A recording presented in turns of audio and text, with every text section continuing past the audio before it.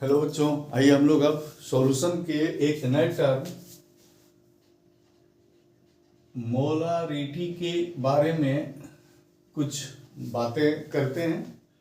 फिर हम लोग इसके कुछ बेसिक्स को समझेंगे और फिर फाइनली इसके न्यूमेरिकल्स को बनाएंगे एकदम।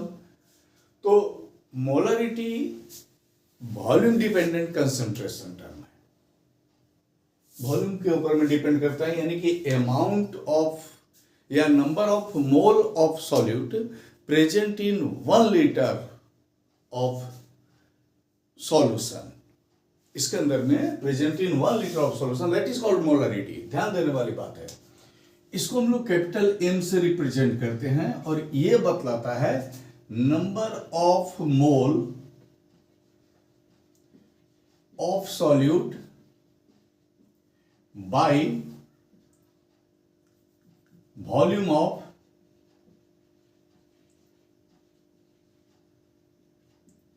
Solution in litre. सीधी सी बात है कि अब यहां पर एक बात आ रही है कि ये टेम्परेचर डिपेंडेंट है, क्योंकि टेम्परेचर चेंज होगा तो वॉल्यूम चेंज होगा। तो खैर अभी इससे हमको कोई मतलब नहीं है, हम मोलारिटी को समझ गए कि अगर किसी सॉल्यूशन के 1 लीटर में जितना मोल सॉल्यूट डिजॉल्व होगा, that solute is called, that mole number of mole of solute is called its molarity. इसको हम लोग एम से रिप्रेजेंट करते हैं या मोलर लिखते हैं या मोल पर लीटर लिखते हैं। इसको हम लोग एम लिखते हैं, मोलर लिखते हैं या मोल पर लीटर लिखते हैं, इसका यूनिट। अब आइए कुछ कॉन्सेप्ट की बात हम लोग करें। सॉल्यूट और सॉल्वेंट, ये एक कॉन्सेप्ट है, ये एक मान लिया गया है। हमेशा देखिएगा किसी भी बुक में आप कौन इस सॉल्यूट को बी से रिप्रेजेंट करते हैं और सॉल्वेंट को ए से। ठीक है, अगर एक्स ए है, अगर कहीं बोल दिया जाएगा ना कि भाई एक्स ए है, तो that is the mole fraction of solvent. अगर एक्स बी बोल दिया गया तो mole fraction of solute. B solute से अगर एन बी बोल दिया गया तो number of mole of solute. N A बोल दिया गया तो number of moles of solvent, और Na प्लस एन भी बोल देंगे तो total number of mole present in the solution. तो हमेशा देखिएगा, यानी कि यहाँ जो नंबर ऑफ मोल्स है सॉल्यूट का, इसकी जगह हम लोग Nb भी लिख सकते हैं। और ये वॉल्यूम किसका है, देखिए वॉल्यूम ऑफ सॉल्यूशन है, मैंने वॉल्यूम है A प्लस बी का, और वो भी क्या चीज में है, लीटर में है।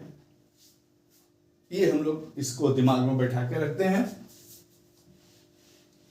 यानी कि अब देखिए, अब ये क्या क्या चीज बतलाता है, पहले उसकी बात करते हैं। अगर आपके पास एक सॉल्यूशन है ऑफ NaCl या 3MnACl, एक सॉल्यूशन है 3MnACl, ये क्या बतलाएगा? देखिए, ये जब आपके समझ में आ जाएगा तो इसके न्यूमेरिकल्स भी समझ में आ जाएंगे। देखिए, ये 3MnACl, इसका मतलब हो रहा है कि m का वैल्यू 3 है, number of mole by volume अगर 1 ले लेंगे तो कितना हो जाएगा, यहां पर देखिए ये इधर जाएगा तो 3 1 जा 3, नंबर ऑफ मोल 3, यानी कि 3 मोल, इसको हम लोग लिख सकते हैं ना कि 3 मोल NaCl डिसॉल्व इन 1 लीटर। ठीक है, अब कोई बोल सकता है कि सर ये 6 मोल इन 2 लीटर, ये भी तो हो सकता है। बिल्कुल हो सकता है, हमको इसको सॉल्व करके लाना है 3:1 में। कोई बोल सकता है इसको कि इसको अगर हम लोग और एक टाइम्स बढ़ा देते हैं तो 9/9 मोल्स इन 3 लीटर, बिल्कुल हो सकता है। यानी लेकिन number of moles by volume को अगर हम लोग कैंसिल आउट करेंगे तो 3/1 बचेगा। तो सबसे सिंपलेस्ट फॉर्म में हम लोग इसको ले लेते हैं, और हम लोग ले लेते हैं, इसका मतलब क्या हो गया कि 3 मोल NaCl dissolve in 1 liter of solution, 1 liter of solution। अब देखिए 3 मोल, अब इसके पहले हम लोग 11th क्लास में पढ़ चुके हैं कि NaCl 23 और 35.5, इसका मतलब हो गया ना 58.5 ग्राम जो होता है ना, ये होता है 1 मोल। तो हम लोग सीधा बोल सकते हैं ना कि 3 मोल है, इसका मतलब है कि 3 into 58.5 gram NaCl dissolve in 1 liter of solution। अब इसको मल्टीप्लाई कर दीजिए, 5 3 जा 15, 5